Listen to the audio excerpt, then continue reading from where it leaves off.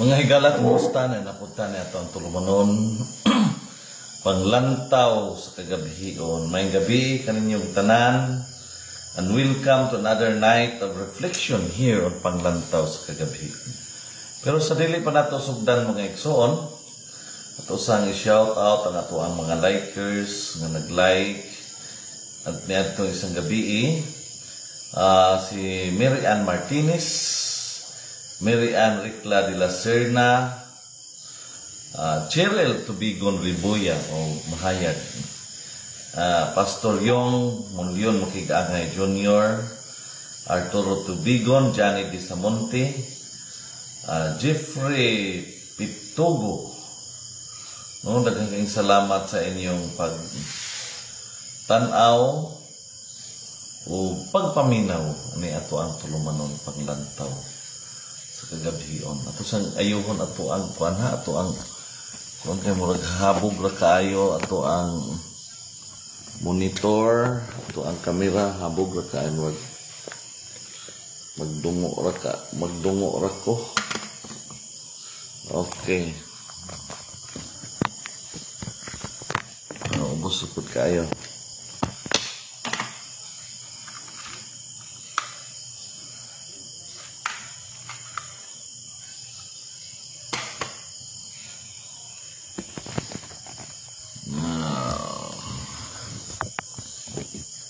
Okay.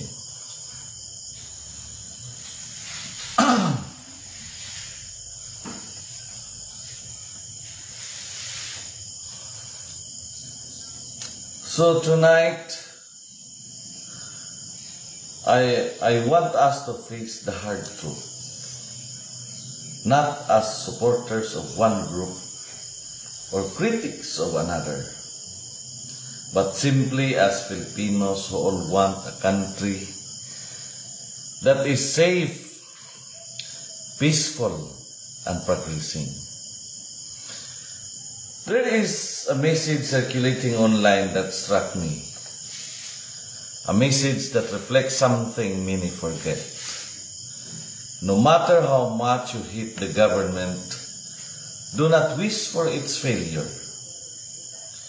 When it fails, we die or one of our loved ones dies. We're on one boat. O tinuod yun,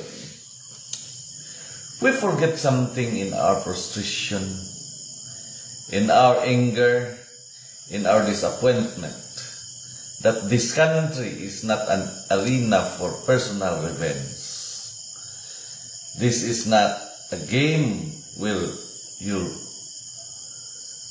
root for one side to lose just so you can say, tama ko. Because when the government collapses, it is not the loudest voice on social media who pay the price. It is the ordinary Filipino. The market vendor, the jeepney driver, the factory worker, the farmer waiting for rain, the student dreaming of graduation, the mother praying for her children's future. When institutions fail,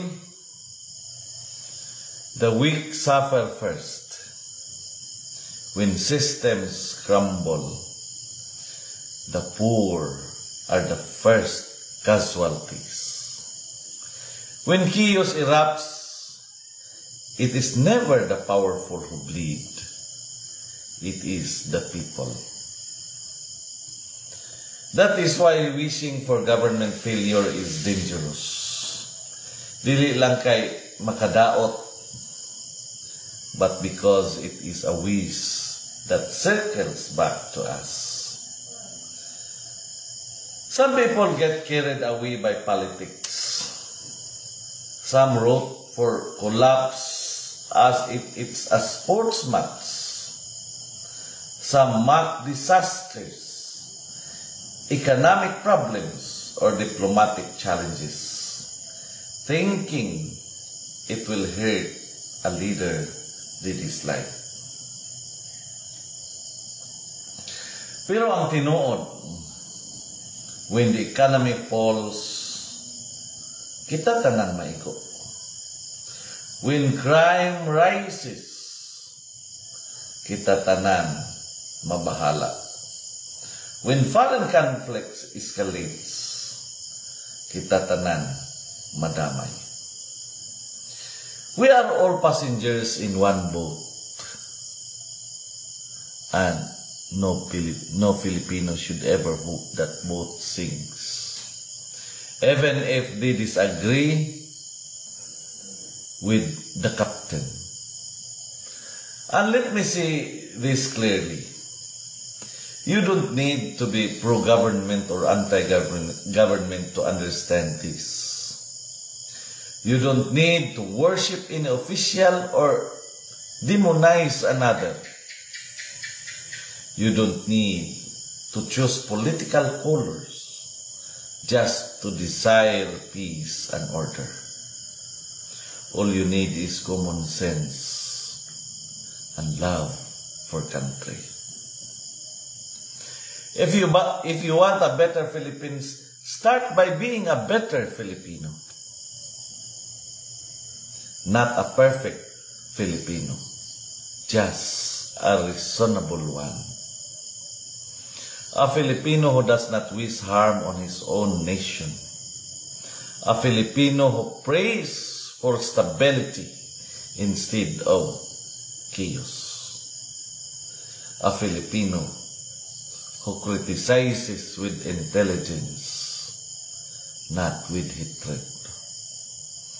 A Filipino who understands that governance is not easy and that solutions take time. A Filipino who knows that real change comes from participation, not distraction. Daghan man taog reklamo, natural ra na. But let our frustration force us to contribute, not to destroy. Let our disagreements open conversations, not wounds. Let our concerns inspire involvement, not bitterness. There is nothing wrong with holding leaders accountable. That is part of democracy. But accountability is different from hoping the nation collapses just to prove a point. That is not citizenship. That is self-sabotage. Ug mo kini ang dapat natong hinumduman. Tambong sa panglantaw sa kagabiyon.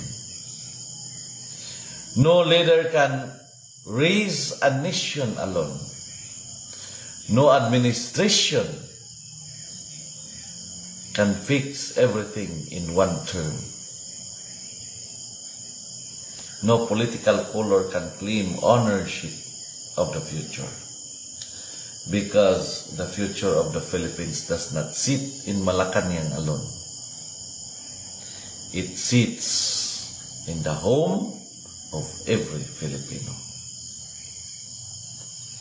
In your values, in your discipline, in your kindness, in your honesty, in your patience, in your willingness to help and to hope. If each Filipino becomes even 1% better, the country becomes 110 million% stronger. And so tonight, let us breathe. Let us think. Let us reflect. Let us stop rooting for disaster. Let us stop waiting for failure. Let us stop celebrating problems. And instead, let us start building. Let us start participating. Let us start understanding.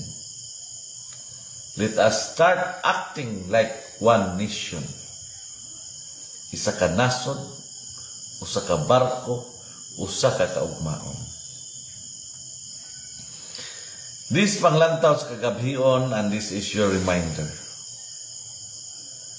A peaceful, prosperous Philippines is not won by political sides, but by Filipino hearts willing to rise above hatred and work together for something greater. Kini ang paglantaw sa kagabhion di ng kahayag na gadanag bisan pa sa kangit-ngit. Kini inyong higala, alagad, ug alagad, ug igsoon, Jeremias Labaho Tubigon.